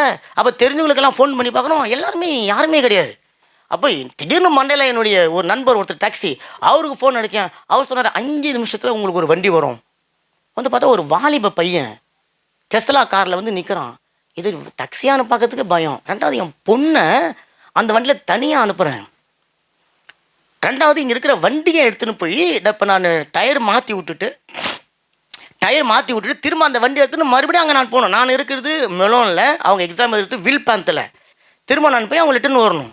இப்போ எனக்கு ஒன்றுமோ புரியல. அப்போ ஒரு வண்டி வந்துச்சு, பார்த்தா ஒரு மகளை ஏற்றி விட்டோம். கூட இன்னொரு கருப்பாங்கன்னா ஓட்டுன்னு வந்தாலும் கருப்பேன். அனுப்பிச்சி விட்டுட்டேன். இவங்களை அனுப்பிச்சி விட்டுட்டு நான் உட்காந்து, ஆண்டவரே வாழ்க்கையில் முதல் முறையை பொண்ணை தனியாக அனுப்புகிறேன், நீங்கள் கூட போங்க அப்படின்னு சொல்லிட்டு அனுப்பிச்சிட்டு நான் அஷூரன்ஸுக்கு சம்மந்தமான காரியங்கள்லாம் ஃபோன் அடித்து அந்த வண்டி எடுத்துன்னு நேராக அங்கேருந்து நேராக போய் ஒரு கேரேஜுக்கு போயிட்டு டயர் மாற்றுக்காக நின்றுக்கிறேன். எங்கள் பொண்ணு ஃபோன் அடிக்கிறாங்க, அப்பா நாங்கள் ஏதோ வழி மாறி வந்த மாதிரி இருக்கிறோம். அப்படியா, எங்கே வந்துக்கிறீங்க? நாங்கள் வந்து பரிக்குள்ளே இருக்கிறோம்பா, ஆனால் நான் வீல் பந்துன்னு இடத்தையே காணோம். அப்போ நான் வந்து என்ன நினச்சின்னு இப்போ நினைக்கிறீங்க? இன்னும் எக்ஸாமுக்கு 5 நிமிஷம் கூட கிடையாது. 5 நிமிஷத்துக்குள்ளார எக்ஸாம் ஏதி ஆகணும். இவங்க பரியில் இருக்கிறாங்க. எனக்கு சரியான கோவம். அவனை கேட்டால், இல்லைங்க நீங்கள் அனுப்பிச்ச அட்ரஸ் தான் அனுப்பிச்சேன். அந்த அட்ரஸ் வாங்கி பார்க்குறேன், எப்படி தான் அட்ரஸ் சம்மந்தமே இல்லாத ஒரு அட்ரஸ் அனுப்பிச்சி விட்டுட்டோம். அவன்கிட்ட சொல்கிறேன், என் பொண்ணுடைய வாழ்க்கையே இருக்குதுடா, என்னடா இப்படிலாம் பண்ணுறேன். அவன் சொல்கிறேன், இருங்க ஹெல்ப் பண்ணுங்க தானே, நான் எப்படியாவது இட்டுன்னு போயிடுறேன் அப்படின்னு சொல்லிட்டு விட்டுட்டான். இப்போ உட்காந்து டயர் மாற்றினான். அவன் என் டயரை கட்டுறான். இங்கே என் விசுவாசத்துக்கு போராட்டம். சொல்கிறான், ஆண்டவரே என் மகள் போய் எக்ஸாம் எழுதலை, அது எனக்கு பிரச்சனை இல்லை, அவங்க பாஸ் பண்ணிட்டாங்க. ஆமேன். அவங்க பாஸ் பண்ணிட்டேன்னு சொல்லி என் காது கேட்கணும். அதை நீங்கள் செய்கிறீங்க. ஏன் தெரியுமா? நான் உங்களுடைய ஊழியக்காரனுக்காக நீங்கள் வைராக்கியமாக செயல்படுவீங்க அப்படின்னு சொல்லி நான் நம்புகிறேன், விசுவாசிக்கிறேன். அப்போ இவங்க என்ன பண்ணுறாங்க, எக்ஸாமை ஸ்டார்ட் பண்ணி 1/2 மணி நேரம் கழிச்சு தான் அந்த கிட்ட போய் அடிக்கிறாங்க. அப்பா நான் வந்துட்டேன்பா, அம்மா 1/2 மணி நேரம் லேட் ஆகிடுச்சு, சீக்கிரம் ஓடி போனால் அந்த ஹாலில் இருக்கிறவங்களெல்லாம் ஏதோ ஒரு பிசாசை பார்த்த மாதிரி அப்படியே பார்க்குறாங்களாம். இது பாட்டுன்னு போய் உட்காந்து ஏறிட்டு வந்தது. நான் அதுக்குள்ளே டயரை மாற்றிட்டு, இவங்ககிட்ட ரொம்ப சொல்ல, டயரை மாற்றிட்டு நேராக போய் நின்றுக்கிறேன். எக்ஸாம் எழுதி வந்துட்டாங்க. வந்தோடனே கேட்குறேன், என்னம்மா அண்ணன்? அப்பா ரொம்ப கஷ்டமாக இருந்துச்சுப்பா, ஒன்றும் முடியலப்பா. ஏற்றுட்டல மறந்துடு, இதோட மறந்துடு, 4 எக்ஸாமுக்கு கணக்கு பண்ணு, ஆனால் நீ பாஸ் பண்ணிட்ட. சொன்ன மாதிரியே அவங்க பாஸ் பண்ணிட்டாங்க. நல்ல காரியங்களை தட்டுங்களேன். அப்போ சின்ன ஜபங்க. என்னுடைய பலவீனம் என் தேவனுக்கு தெரியும். நான் என் மகக்கிட்ட கோவப்பட்டேன். அது ஒரு சாதாரண சரீர பிரகமான அப்பன். கோவப்பட்டது நியாயம். ஏன்னா அவங்களுக்கு உணர்த்து வைக்கப்படணும். எப்பவுமே தடவை கொடுத்தா வச்சுக்கோங்களேன், அவங்க தேசத்தில் பூமியில் உலகத்தில் வாழ முடியாது. அப்போ ஒரு சாதாரண நான் என் மகள் நல்லா இருக்கணுன்றதுக்காக அவங்கள கடிந்து கொள்ளுது சிக்ஷிக்கிறதும் எவ்வளோ முக்கியமோ, அதேமாரி இயேசு கிறிஸ்து பிதாவாகிய தேவனும் உங்களையும் என்னையும் சிக்ஷிக்கணும். எப்படி சிக்ஷிப்பார் நினைக்கிறீங்க? எப்படி சிக்ஷிப்பார்? டைரெக்டாக பரலோகத்திலிருந்து கபிரியேல் தூதன் அனுப்பி, மகளே உனக்கு 3 நாளைக்கு சாப்பாடு கிடையாது, பட்டினியாருன்னு சொல்லுவார் நினைக்கிறீங்களா? ஆமீன். நல்ல கரங்களை தட்டுங்களேன். முதல்ல ஊழியக்காரனை உங்கள் அப்பாவாக பாருங்க. உங்கள் அப்பா இருந்து உங்களுக்கு சொல்லுவாள். நான் அப்படி தான் பார்த்தேன். என்னுடைய ஊழியக்காரன் எல்லாம் கொட்டுவாங்க தாங்க, வலிக்கும் தாங்க, காதை பிடிச்சி திருவுவாங்க தாங்க, வலிக்கும் தாங்க. தெரியுங்களா? ஒரு தப்புக்கு 6 மாதம் இங்கே பலிபீடத்தில் ஏற்ற விட மாட்டாங்க. தெரியுங்களா? மைக்கை பிடிச்சி நீங்கள் ஜெபிக்க முடியாது. அதெல்லாம் வாங்கிக்கின்னு பல்ல கடிச்சிக்கின்னு என்னுடைய போராட்டத்தின் பலன் எல்லாம் 2 பேர் தான் தெரியும். ஒன்று ஆண்டவருக்கு தெரியும், அவன் மனைவிக்கு தெரியும். இப்போ இந்த அம்மா போனாங்கல்ல, அவன் எப்படி தான் கொட்டினான் யோசனை பண்ணி பார்த்தீங்களா? ஏதோ 8 வசனத்தில் ஆண்டவர் ஒரு பெரிய ஆச்சரியமான காரியம் சொல்லிட்டார். நீங்கள் வீட்டில் உட்காந்து யோசனை பண்ணி பாருங்கள். ஒரு வேலைக்கு தேடி போகிறீங்க, கதவு மூடப்படுது, ஒருத்தன் திட்டுறான், ஒருத்தன் உங்களை சபிக்கிறான், உங்களுடைய இயலாமையை குறித்து திட்டுறான், உங்ககிட்ட காரியம் இல்லைன்னு சொல்லி உங்களை கேலி பண்ணுறான், கிண்டல் அடிக்கிறான். இதையெல்லாம் மீறி அந்த அம்மா தைரியமாக அவங்கிட்ட போனது, அவங்ககிட்ட போய் ஜெயத்தை பெற்றுக்கொண்டு வந்தது. நிறைய பேருக்கு என்ன பிரச்சனை தெரியுமா? நம்ம ஜெபிச்ச மாத்திரத்தில் ஏதோ மேகியை தூக்கி போட்டு சுட தண்ணி போட்டு சுட வச்சு நூடல்ஸாக சாப்பிட்டு ஏப்பம் விட்டுட்டு அப்படி நினச்சிக்கிறாங்க. ஜெபம் அது கிடையாது. ஜெபம் என்பது நீ சோர்ந்து போகாமல் ஜெபிக்கணும். அதில் வசனமே சொல்லுது, நீ சோர்ந்து போகிறதுக்கான சூழ்நிலை வரும், உனக்கு நீ கஷ்டப்பட வேண்டிய சூழ்நிலை வரும், கண்ணீர் வடிக்க வேண்டிய சூழ்நிலை வரும், நீ அழ வேண்டிய சூழ்நிலை வரும். அப்போ தான் அந்த ஜெபத்தினுடைய மேன்மை உனக்கு தெரியும். ஜெபத்தினால உண்டாகக்கூடிய ஆசீர்வாதத்தினுடைய நன்மை உனக்கு புரியும். இல்லைன்னு சொன்னால் என் பையன்கிட்ட போய் நான் ஒரு பெரிய ஐஃபோனை வாங்கி கொடுத்த மாதிரி தூக்கி 2 நாள் உடச்சி போட்டு போயிடுவான். அப்படி உங்களுடைய ஆசீர்வாதம் என்னுடைய ஆசீர்வாதம் உடைக்கப்பட்டு போய்விடும். அப்போ நிறைய பேர் என்ன பண்ணுறோம், ஜெபம் தாமதமாகும்போது அந்த ஜெபத்தை ஒன்று மறந்துடுறோம், அல்லது அந்த ஜெபத்தை நம்ம அசட்டை பண்ணி வேறு சில தீர்மானங்களை எடுத்துடுறோம். பாருங்கள், யாத்திராகமம் 32:1 மோசே மலைக்கு போகிறார். எங்கே போகிறாருங்க? தேவனை பார்ப்பதற்காக போகிறார். எதுக்காக போகிறாருங்க? தேவனுடைய 10 கட்டளைகளை பெற்றுக்கொண்டு வரும்படிக்காக மலைக்கு போகிறார். அவர் போய் எத்தனை நாள் திரும்ப வராமல் இருந்தார்? 40 நாள் ஆச்சு. அந்த மனுஷன் வரல. இப்போ கீழே உட்காந்து இந்த ஒரு ஊழியக்காரனை போய் இந்த ஜனங்களெல்லாம் நெருக்கிறாங்க. அந்த ஆள் போனால் அவனுக்கு என்ன ஆச்சுன்னு தெரில. ஆகவே இனி அவன் வரமாட்டான். அவங்ககிட்ட போய் நம்ம இனிமேல் எந்த விதமான கருத்தையும் கேட்க முடியாது. எங்களை வழிநடத்தி போகிறதுக்கு எனக்கு நீங்கள் ஒரு தெய்வத்தை உண்டு பண்ணுங்க என்று சொல்லி மாம்ச ரீதியில் ஒரு தீர்மானம் எடுத்துடுறாங்க. உங்களுக்கு தெரியும் நடந்த காரியம் என்ன தெரியுங்களா? தேவனுடைய 10 கட்டளைங்க, தேவனுடைய கரத்தினால எழுதி கொடுக்கப்பட்ட 10 கட்டளை உடைக்கப்பட்டது. 2வது மோசே போய் 10 கட்டளை வாங்கி வந்தார்ல, அது யார் எழுதுங்க? புரியுதுங்களா? அப்போ தாமதம் என்பது உங்களுடைய வாழ்க்கையில், என்னுடைய வாழ்க்கையில் உங்களையும் என்னையும் அழிப்பதற்காக அல்ல, உங்களையும் என்னையும் தகுதிப்படுத்துவதற்காக, உங்களையும் என்னையும் உருவாக்குவதற்காக, உங்களை அந்த பதிலை பெற்றுக்கொண்டு ஆண்டு அனுபவிக்கக்கூடியவர்களாக மாற்றுவதற்காக. மோசே மலையிலேருந்து இறங்கி வர அந்த ஜனங்க காத்து கொண்டு இருந்தாங்கன்னு சொன்னால், தேவனுடைய விரல்களால் எழுதப்பட்ட அந்த நியாயப்பிரமாணத்தோடு அவங்க கானானுக்குள்ளே போயிருப்பாங்க. அப்போ நான் ஜெபம் பண்ணி தாமதமாகிறதுன்னு சொன்னால் ஒரு விஷயம் தெரிஞ்சுக்கணும். ஆவிக்குரிய வாழ்க்கையில், ஆவிக்குரிய மண்டலத்தில் சில காரியங்கள் நடந்து கொண்டு இருக்கிறது. உங்களை மாற்ற வேண்டிய காரியங்கள் நடந்து கொண்டு இருக்குது. உங்களுடைய சூழ்நிலைகளை மாற்ற வேண்டிய காரியம் நடந்து கொண்டு இருக்கிறது. உங்களுடைய பதில்களை பெற்றுக்கொள்ளக்கூடிய தகுதிகளை உங்களுக்குள்ள உருவாக்கி கொண்டு இருக்கிறது. என்ன உடைத்து கொண்டு இருக்கிறது, என்னை உருமாற்றி கொண்டு இருக்கிறது. அப்போ தான் எனக்கு அந்த ஆசீர்வாதம் வரும்பொழுது அந்த நன்மை நான் பெற்றுக்கொள்ள முடியும். இதுக்கு ஒரு நல்ல எக்ஸாம்பிள் பார்த்து நம்ம முடிக்க போகிறோம். தானியேல் 10ஆம் அதிகாரம் 13வது வசனத்தை வாசிங்களேன். பெர்சியா ராஜ்யத்தின் அதிபதி 21 நாட்கள் மட்டும் என்னோடு எதிர்த்து நின்றான். ஆனாலும் பிரதான அதிபதிகளின் ஒருவனாகிய மிகாவேல் எனக்கு உதவியாக வந்தான். ஆதலால் நான் அங்கே பெர்சியாவின் ராஜாக்களிடத்தில் தரித்திருந்தேன். ஆமா, இந்த சம்பவம் உங்களுக்கு தெரியும். தானியேல் 10ஆம் அதிகாரத்துல தானியேல் ஒரு காரியத்துக்காக ஜெபிக்க ஆரம்பிக்கிறார் இல்லைங்களா? கபிரியேல் வானதூதன் இவர்கிட்ட பேசுறாரு. 12வது வசனத்துல பாருங்களேன். அப்பொழுது அந்த கபிரியேல் வானதூதன் அவன் என்னை நோக்கி, தானியேலே பயப்படாதே, நீ அறிவை அடைவதற்கும் உன்னை உன்னுடைய தேவனுக்கும் முன்பாக சிறுமைப்படுத்துவதற்கும் உன் மனதை செலுத்தின முதல் நாள் துவங்கி உன்னுடைய வார்த்தைகள் கேட்கப்பட்டது. அதாவது தானியேல் ஒரு குறிப்பிட்ட காரியத்துக்காக தேவனுடைய சமூகத்தில் போய் ஜெபிச்சாரு. ஜெபிச்ச முதல் நாளே அவருக்கு பதில் வந்துருச்சு. ஆனால் இப்போ தானியேலுக்கு பதில் வந்தது தெரியாது. தானியேல் தொடர்ந்து ஜெபிச்சுன்னு வரார். எத்தனை நாள் ஜெபிச்சுன்னு வரார்? 21 நாள் ஜெபிச்சுன்னு வரார். இப்போ இந்த 21 நாள் வரைக்கும் தானியேல் ஊக்கமாக அவர் ஜெபித்து கொண்டு வராரு. ஆவிக்குரிய மண்டலத்தில் ஒரு பெரிய போராட்டம். கபிரியேல் வானதூதன் தேவனுடைய சமூகத்திலேருந்து பதில் எடுத்துக்கொண்டு வரான். அந்த பெர்ஷியா ராஜா அங்கன்னு சொல்லுது, இங்கே அந்த நாட்டு ராஜா இல்லை, அந்த ராஜாவுக்குள்ளே இருக்கிற ஒரு ஆவி, ஒரு பிசாசினுடைய கிரியைகள். அந்த பிசாசு கபிரியேல் வானதூதனும் கூட சண்டை போடுது. இப்போ கபிரியேலால் முடியலன்னு சொல்லிட்டு உதவிக்கு மீகாவேல் வானதூதனை கூப்பிடுறாரு. அப்போது உங்களுடைய வாழ்க்கையில், என்னுடைய வாழ்க்கையில் நீங்கள் ஒரு ஜெபிக்கிறது மட்டும்தான் உங்களுக்கு தெரியும். அந்த ஜெபம் உங்கள் கையில் பதிலாக வருவதற்கு முன்பாக பரலோகம் உங்களுக்காக எவ்வளோ வேலை செய்து உங்களுக்கு தெரியுங்களா? பாருங்கள், ஒரே ஒரு விண்ணப்பத்திற்கான பதிலை பெற்றுக்கொள்ள 3 தூதர்களுக்கு மத்தியில் போராட்டம். ஒன்று அசுத்த தூதன், மற்ற 2 பேரும் தேவனுடைய தூதர்கள். இந்த 2 தேவனுடைய தூதர்களும் அவனோடு கூட போராடி 21வது நாள் பதிலை கொண்டு வந்து தானியேல் கிட்ட கொடுக்குறாங்க. இப்போ தானியேல் அந்த 21 நாள் என்ன பண்ணாருங்க? 5வது நாள் ஜெபிச்சு விட்டுட்டு இருந்தாருன்னா, 10வது நாள் ஜெபிச்சு விட்டுட்டு இருந்தாருன்னா, 21வது நாள் காலையில் ஜெபிக்கிற காரியத்தை விட்டுட்டு இருந்தாருன்னா, மிகாவேல் தூதனும் கபிரியேல் தூதனும் சண்டை போட்டு பிசாசை ஜெயிச்சு பதிலை கொண்டு வந்து பார்த்தா தானியேல் இங்கே பப்பராக்கான்னு சொல்லி தூக்கின்னு இருப்பார். அப்போ ஆண்டவர் என்ன பண்ணுவாருங்க? பதிலை கூட்டு தட்டி எழுப்பி, பேதுரு மாரி தட்டி எழுப்பி விழாவில் கிள்ளி எழுந்துச்சு பதிலை பெற்றுக்கொள்ள சொல்லுவான்னு நினைக்கிறீங்க? இல்லை. பாருங்க, அப்போ நல்லா கவனிச்சுக்கோங்க. நீங்களும் நானும் ஒரு ஜெபம் தேவனோட சமூகத்தில் நீங்கள் ஜெபிச்ச உடனே பரலோகம் கேட்கப்பட்டு விட்டது. பிதாவாகிய தேவன் கேட்டு விட்டார். இயேசு கிறிஸ்துவின் நாமத்தினால் நீங்கள் ஏறெடுத்த ஜெபத்திற்கு பதில் உண்டாயிடுச்சு. அதை நான் விசுவாசிக்கிறேன்ல, அதை விசுவாசித்து என் கையில் கிடைக்கிற வரைக்கும் தொடர்ந்து விசுவாசித்து கொண்டே இருக்கணும். எது வரைக்கும் விசுவாசித்து கொண்டே இருக்கணும்? என் கையில் கிடைக்கிற வரைக்கும் விசுவாசித்து கொண்டே இருக்கணும். தானியேல் அதை செஞ்சான்.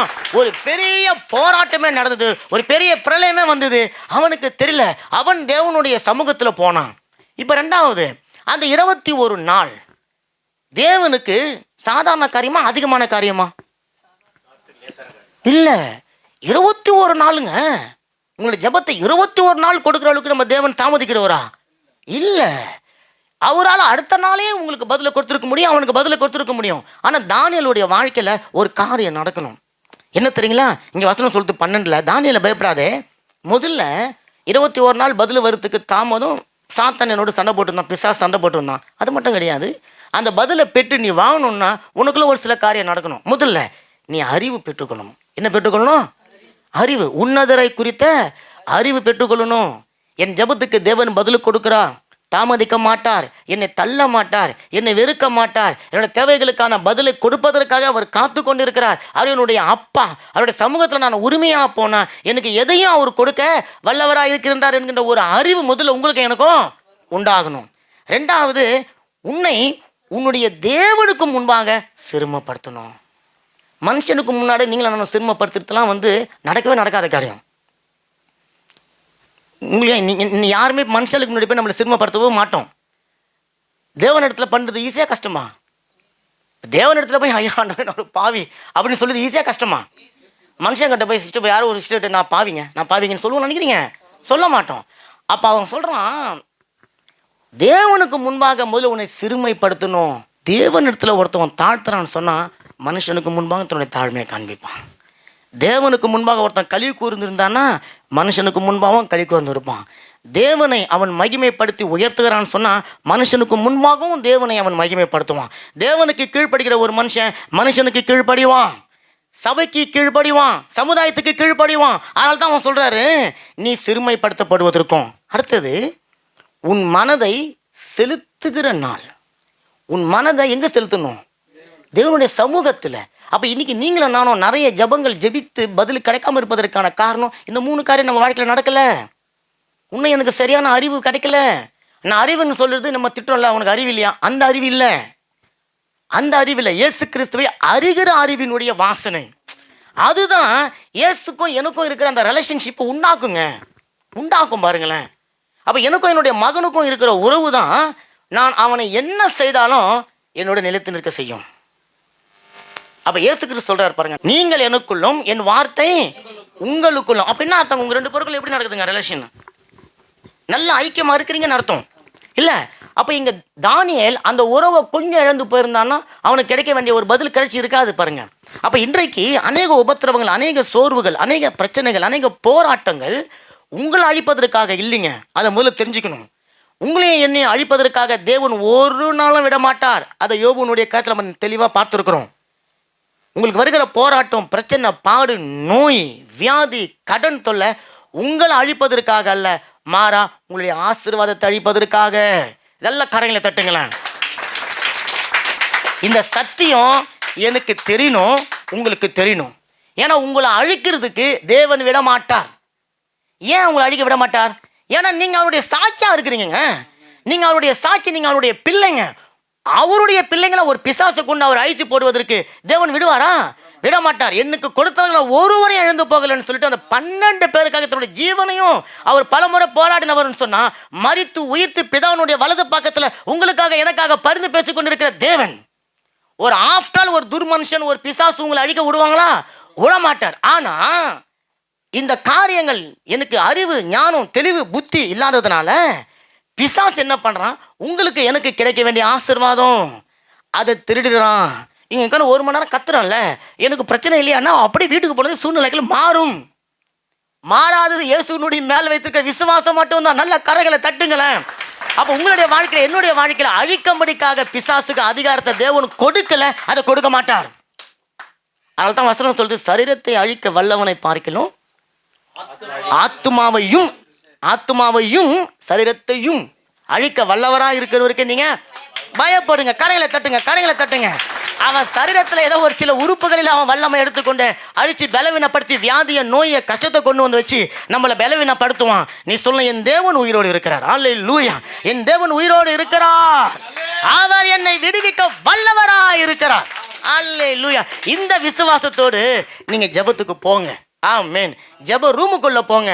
அங்க போய் அந்த ஸ்திரீ பாருங்க, நியாயாதிபதி தாங்க அவன். ஆனா அநீதி உள்ள நியாயாதிபதியினுடைய ராஜ்யத்துக்குள்ள இவன் நுழைஞ்சு தனக்கு தேவையானதை பெற்றுக்கொண்டு வந்தான்னு சொன்னா, தேவனோட ராஜ்யத்துல நீங்களும் நானும் எவ்வளோ நம்பிக்கையா போலாம் தெரியுங்களா? அந்த ஒரே ஒரு வசனம், எபிரேயர் 4:16 டக்குன்னு எடுத்து வாசிங்க. ஆதலால், அந்த ஆதலாலுக்குள்ள 1000 அர்த்தம் இருக்கு. என்னென்ன அர்த்தம் தெரியுங்களா? உபத்திரவங்கள், சோர்வுகள், பலவீனங்கள், நோய்கள், மரணங்கள், வெறுப்புகள், மனுஷனுடைய பொறாமைகள், சண்டைகள், வஞ்சனைகள், போராட்டங்கள், பாடுகள், இவைகள் எல்லாம் என்னை நெருக்கி கொண்டிருந்தாலும், ஆதலால் படிங்க, நாம் இரக்கத்தை பெறவும் ஏற்ற சமயத்தில் சகாயம் செய்யவும் கிருபையும் அடையவும் தைரியமாய் கிருபாசன தண்டையிலே சேரக்கடவும். நல்ல உற்சாகமாய் கரங்களை தட்டுங்க, நல்ல கரங்களை தட்டுங்க, நல்ல கரங்களை தட்டுங்க. உலகத்துல எந்த ஒரு மார்க்கத்திற்கும், எந்த ஒரு மதத்துல இருக்கிறவர்களுக்கும் கொடுக்கப்படாத ஒரு திவ்ய கிருபை என்ன தெரியுங்களா? இரக்கத்தை பெற்றுக்கொள்ள, ஏற்ற சமயத்துல உதவி செய்யக்கூடிய கிருபை. கர்த்தராகிய இயேசு கிறிஸ்துவை முதல்ல நீங்க அடையணுங்க. அதை நீங்க அடைஞ்சிட்டீங்கன்னு சொன்னா தைரியமாய் அவருடைய சமூகத்துக்கு போக முடியும். பாவம் உங்களை தடுக்காது, வியாதி உங்களை தடுக்காது, நோய் உங்களை தடுக்காது, குற்றப்பழி உணர்ச்சிகள் உங்களை தடுக்காது. காரணம், என் தேவன் அன்பாய் இருக்கிறார். கரங்களை தட்டி எழுந்து நில்லுங்களேன்.